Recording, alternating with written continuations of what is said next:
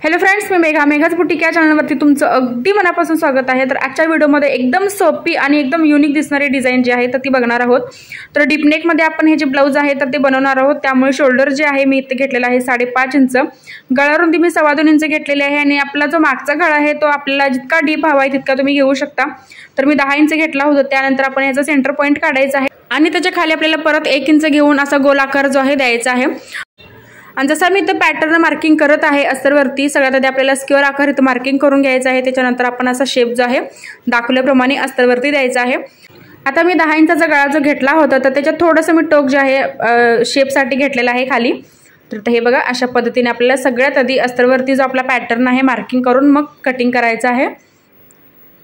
तर हे बघा, अशा पद्धतीने आपला जो पॅटर्न आहे तर तो तयार होईल। त्याच्यानंतर मेन कापडावरती आपला हा जो पॅटर्न आहे तर तो ठेवायचा आहे। त्याच्यानंतर जे मेन आपलं कापड आहे तर ते मी एकदम मोठं इथं कट केलेलं आहे। आता सरळ कापडावरती आपल्याला ठेवायचं आहे अस्तर आणि एकदम आपण जसा शेप इथं कट केलेला आहे गळ्याचा तर त्या शेपनुसार आपण याला टिप मारणार आहोत। तर हे बघा, तर अर्धा इंचच्या स्पेसवरती मी याला जो टिप आहे तर ती मारून घेत आहे।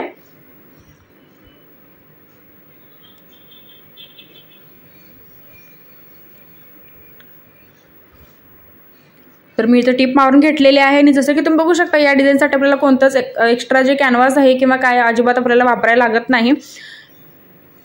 तर आता आपण टिप मारून घेतली। एक्स्ट्राचं सगळं कापड जे आपल्याला इथं कट करायचं आहे त्याच्यानंतर छोटे छोटे कट्स द्यायचे आहेत। तर पूर्ण गळ्याला जे आपल्याला छोटे छोटे कट्स द्यायचे आहेत। त्याच्यानंतर अस्तर जे आहे आपल्याला पूर्ण आतल्या साईडला पलटी करून घ्यायचं आहे।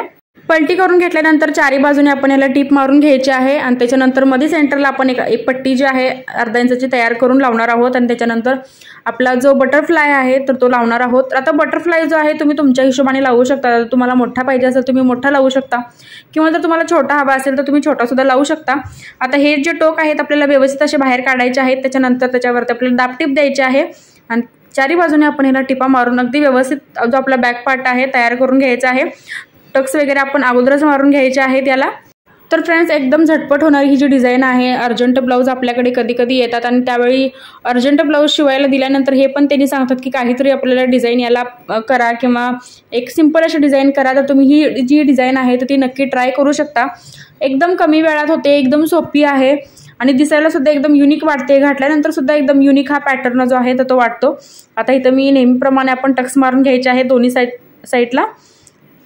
आता हे बघा, आता इथं मी ब्रॉड एक लेस घेतलेली आहे कारण साडीमध्ये जे कलर आहे तर ते गोल्डन कलर आहे साडीमध्ये। सो मी तर लेस जी आहे एकदम थोडीशी तर ब्रॉड घेतलेली आहे गोल्डन कलरची आणि ही अशा पद्धतीने आपल्याला लावायची आहे बॉटमला। तर वरती जर तुम्ही एखादी लहान लेस लावणार असाल तरी चालतं। तर मी जी लेस आहे तर ती जास्त करून ब्लाऊजला मी वापरत नाही, त्यामुळे फक्त इथं मी एक ब्रॉड अशी लेस घेतलेली आहे गोल्डन कलरची। आता हे आपलं जे बॅक पार्ट आहे आपण असा तयार करून घेतलेला आहे। तर आता सेंटरला बघू शकता आपण इथं अशी पट्टी अस्तरची करून घेतलेली आहे अर्धा इंचाची। आता ही जी पट्टी आहे आपल्याला सेंटरला अशी लावून घ्यायची आहे। त्याच्यानंतर मी ते एक बटरफ्लाय तयार केलेला आहे, 6.5 इंचाचा हा बटरफ्लाय आहे तयार करून घेतलेला आहे। त्याच्यानंतर मी सेंटरला एक शो बटन असं लावलेलं आहे आणि जसं की फायनल लुक तुम्ही बघू शकता ब्लाऊजचा खूप छान असा आलेला आहे। एकदम काहीतरी वेगळा पॅटर्न वाटतो घातल्यानंतर सुद्धा। तर तुम्ही नक्की ट्राय करा। व्हिडिओ शेवटपर्यंत बघितल्याबद्दल अगदी मनापासून धन्यवाद।